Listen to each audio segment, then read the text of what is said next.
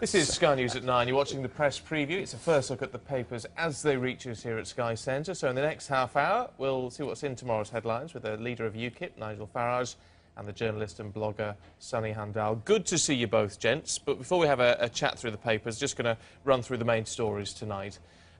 West Midlands Police have released CCTV footage of rioters shooting at officers in Birmingham. They show a man firing a gun at a line of police officers in the Aston area of the city last Tuesday. Aerial footage taken by the force's helicopter also shows the aircraft being targeted. 11 shots were fired in total. No officers were injured. Certainly evidence of several gunmen, evidence of a level of planning and organisation, and clearly this is a huge threat to my officers, but the presence of these gunmen on the streets of Birmingham is also a threat to the wider community. The 14-year-old boy has been charged with the murder of Leroy James in North London. Leroy, who was also 14, died after being stabbed in a playground in Enfield on Wednesday afternoon. The boy, who's also been charged with possession of an offensive weapon, will appear in court on Monday. Human rights in my sights, says the Prime Minister. Now, Nigel, I guess you may have one or two things to say about this. Interesting comment in this week's Spectator by James Forsyth, one of your regular newspaper reviewers. And Forsyth makes the point this week that Cameron is very good in the wake of a crisis at making a statement, catching the public mood, sounding tough, and then not delivering. And this story is classic of that. Look, to be a member of the European Union, you have to be a signatory to the European Convention on Human Rights. It's as simple as that. It's a treaty obligation. Now, if David Cameron is saying that he's prepared to change the European treaties, or even better, to keep his cast iron guarantee and give us a referendum on this issue, then I'd be absolutely over the moon.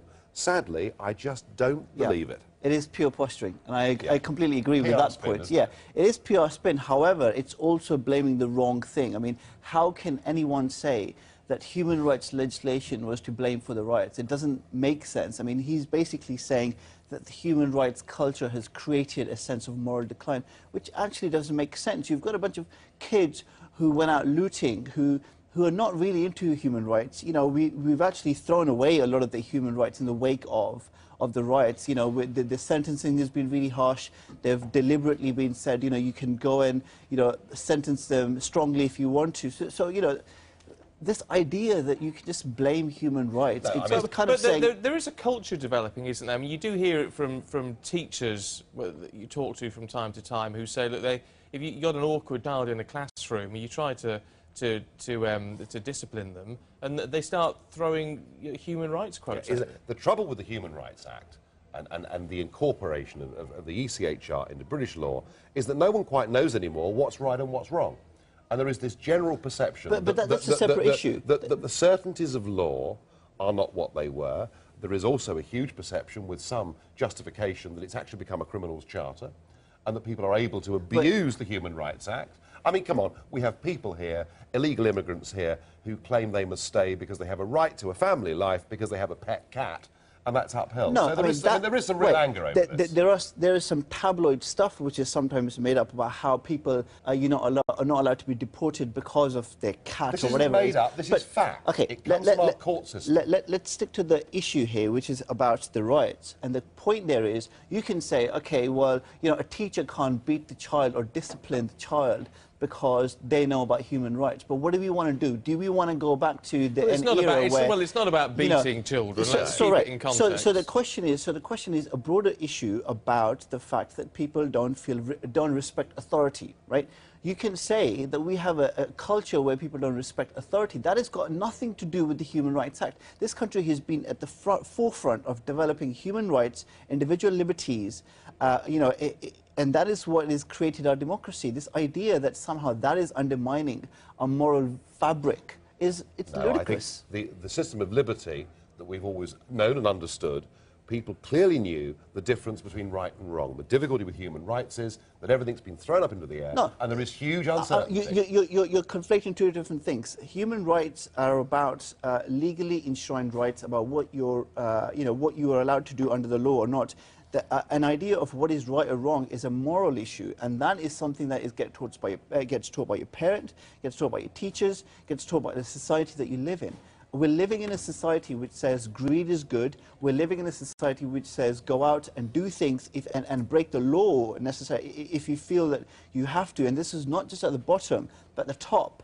You know, with MPs' expenses, with bankers, with people at tabloid newspapers. So the idea that you can just blame sort of a youth, I think you're not looking at the problem. No one's saying that the Human Rights Act is the absolute sole cause of the rights. That's what he's focusing on. I mean, human rights, this is what the problem is. But what is for certain is that Cameron will do absolutely nothing about it. And it's back to the moral decline that we were talking about earlier on. And he's saying it's nothing to do with the riots. And he's actually citing some interesting points, isn't he, Nigel? Well, yeah, I mean, look, the whole piece, it seems to me, is Blair self-justification, saying that everything that happened was nothing to do with his time as Prime Minister. That's my take on this story. He says it's not moral decline, but he does say that it's the breakdown of the family. He does say that it's feral youth. I'd have thought, as a devout Christian, he would have thought the breakdown of the family was, in fact, part of that moral decline. And he seems to be saying that had he stayed on as Prime Minister, he would really have got tough with these people. So I must say, I don't find the argument he makes here very credible at all. Well, he does admit some wrong, and he says that, you know, when he intervened after the Jamie Bulger case, you know, he did something similar, and he said at that time it was good politics but bad policy. So his point is that, you know, Cameron's doing the same thing, which is to say, I'm going to be tough, I'm going to sound tough, you know, and then end up actually not putting anything in place that makes sense or does deal with the problem.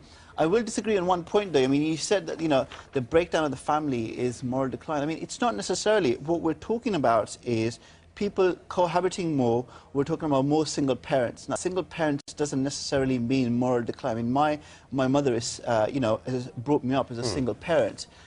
They can raise you up fine. You know, they can raise you with good moral values. But something is going wrong in some of the communities across the UK, and there has been a focus on black communities in this. There's always something been wrong in certain parts of this country. I mean, you know, this is not the first time which we've had riots. This is not the first time that you've had criminal use. No, it's not. But isn't the difference with this? It's the first time that riots have kicked off in one area, and then anyone with half a chance has just joined in all across the country. That's what it seems to true. do. And part of that is to do with the fact that social media allows people to coordinate better, you know, and it allows people to see what's happening on screen and say, wow, the police have not been able to keep control of this. But there was a message there, wasn't there? I mean, you know, 2 weeks ago in Tottenham, what people saw was looting going on and the police having been given orders not to intervene. So that message... That was a mistake. That was definitely a mistake. That message went out. But I think, I mean, the point about the family, I mean, look, you know, whether it's moral decline or whether the breakdown of the family is moral decline or not, I think there is some justification in saying that there is an absence of father figures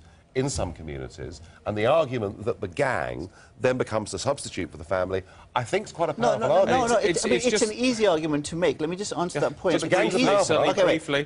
Gangs are easy, but you know, you had lots of middle-class families, kids from middle-class families, from perfectly normal families also taking part. So it's easy to say it's certain communities. But the gang culture was behind the beginning of all this. The gang culture has been around for a while, but it goes across the board in Eastern Europe, it goes across the board in all of this, the Sunday Times saying police are searching for 30,000 rioters, which is one heck Where are they going to put them all? of a figure. Yeah, well, the prisons are full already. This is the problem, is it? They've also looking at, and we haven't really got time to discuss it in this section a great deal, home bin collections are axed, which is, it's one of those issues which, you know, in the great scheme of things doesn't seem very important, but actually does have big implications. It impacts on people's lives. And of course it all started because of a whole rash of European laws on landfill, but we probably haven't got time to go through it.